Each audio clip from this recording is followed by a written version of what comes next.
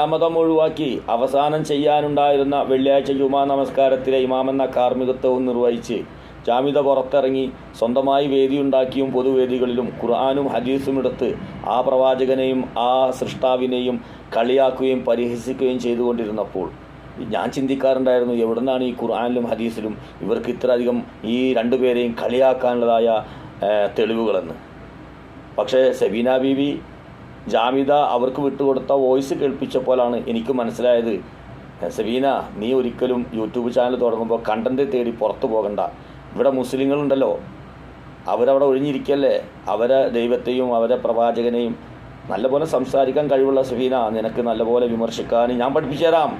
നീ അതങ്ങനെ വിമർശിച്ചു കൊണ്ടിരുന്നാൽ ലൈക്ക്, സബ്സ്ക്രൈബേഴ്സ്, അങ്ങനെ നിനക്ക് ഫോളോവേഴ്സ്, കമൻറ്റ്, ഇഷ്ടംപോലെ പൈസ ഉണ്ടാക്കാം. ഞാനൊക്കെ അങ്ങനെ കഷ്ടപ്പെട്ടാണ് ഈ നിലയിലെത്തിയത്. ഇത് തന്നെയാണ് നല്ല വഴി എന്നാണ് പറഞ്ഞത്.